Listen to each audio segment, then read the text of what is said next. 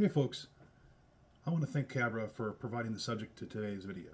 They're a Folk Catholic Sorcerer and they run the Steelcity Witch YouTube channel. You can find them on their YouTube, which is going to be linked here and in the show notes. And the question that they posed for this video is, what kind of an altar does a heathen make on day one? When we talk about altars, we have a few options for how we describe them. An indoor altar or shrine on a flat surface is called a stele. An outdoor sacred space, whether it's a shrine, altar, or another kind, can generally be called a vey. An outdoor shrine made from rocks or stacked rocks is called a horgur. So what's the difference between a shrine and an altar? Well, some folks make no difference. Generally, though, a shrine's a place to worship and make contact with the Ginregen, the gods, the ancestors, the Veitir, or a single one of these. And generally, an altar is more like a working surface for magic and spiritual workings, which may have some devotional space for the Ginregen or may not. As a great deal of heathen magic involves some kind of Veitir, it may be a distinction without a difference for many. Still, I tend to think of shrines as a place for the Ginregen and altars as a place for both of us. So for ease in this video, I'm going to use the word altar since it still gets the point across, right? Okay, so what kind of altar do you make on day one?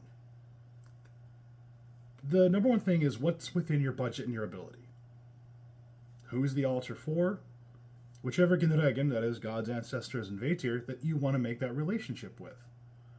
So, let's go.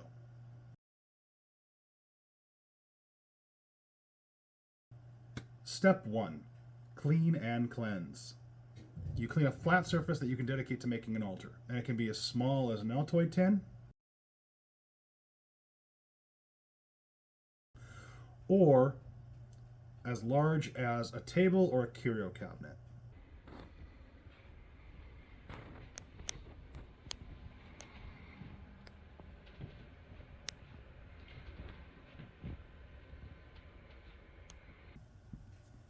Here I have cleaned off my downstairs stele, where I have a variety of Ginregen I worship and work with.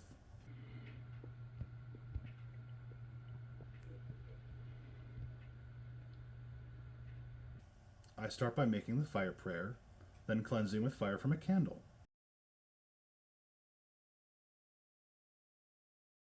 Hel Mikkel Eldeveter, Hel Elderveter, Hel Suna, Hel Loki, Hel Glut, Hel Logi, Hel Sert, Hel Sunmora. Hail, eldest ancestor. Hail, Mikkel Eldeveter, Hel Elderveter. Best du heil.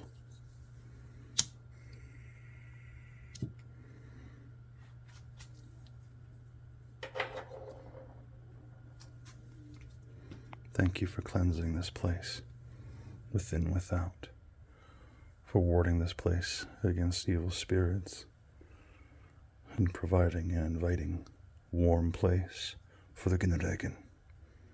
Best du heil. I have a bowl of ice with me. I make the ice prayer, then cleanse the stele with ice. Hail, sons and daughters of Niflheim. Hail to ice itself.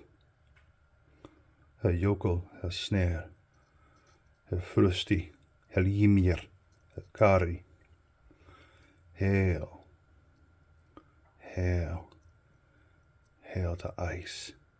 Thank you, elder ancestor, for cleansing and clearing this space, for making it a good place for meditation, for contemplation, and for meeting with the Ginregen. Best du heil. Then I cleanse the area with mugwort, whom I call Amma Una, which means grandmother joy in Old Norse.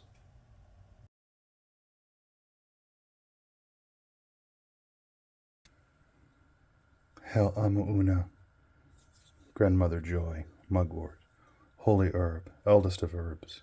Thank you for cleansing this place. Thank you for clearing this place. Thank you for making this a good place to meet with the Ginregen. Hail sons and daughters of Muspelheim, hail fire itself. Hail eldest ancestor. Hail Suna, hail Loki, hail Glut, hail Logi, hail Sert, hail Sinora. Hail Thor, El Mikol Eldevator. Thank you for lighting Amauna and letting her smoke spread. This do hell.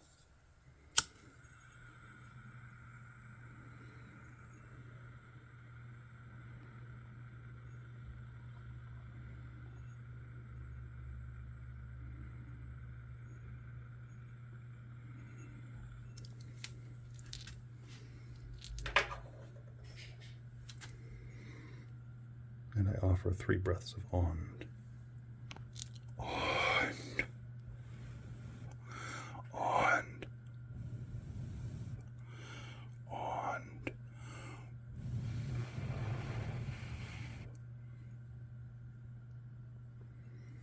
I cleanse the space with Amauna. I invite the good spirits, the good Gandagan, good Vedio, ancestors.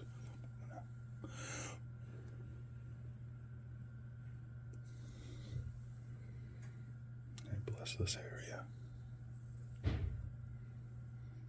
That it is good, wholesome, a good place for meeting with the holy ones, with the Gindagan. That's the hell. I may make prayers before inviting the Gindagan back to the Stali. Each representation is cleaned before it goes back onto the Stali. And here it is all set back up in a different way. After cleansing, cleaning, and clearing, and preparing the space, sometimes you find the altar wants to be put back a certain way. And it might be different from how you originally had it planned. Step 3 is offerings. Whatever you can afford to give of yourself. A cup of clean water is an excellent offering. The cup itself can be as free as the cap of an acorn, cheap as a solo cup, as everyday as one of the cups in your cupboard, or as expensive as a specially bought glass or drinking horn. If the offering is perishable, I generally put it outside at the base of a tree that is given permission to be offered at, or if it's an offering that's made of liquid, it goes down the drain before it begins to rot or mold. I make offerings of compost to Hel and Nithogr.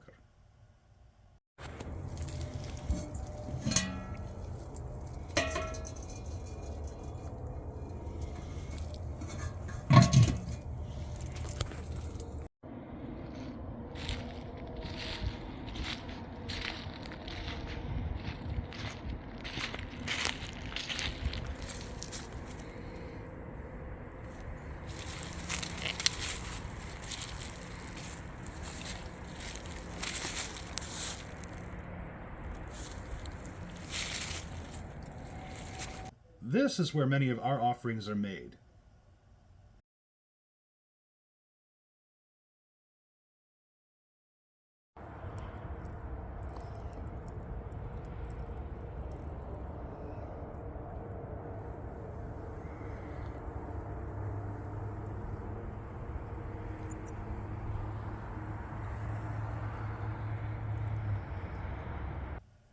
In either place, the offerings are disposed of with respect.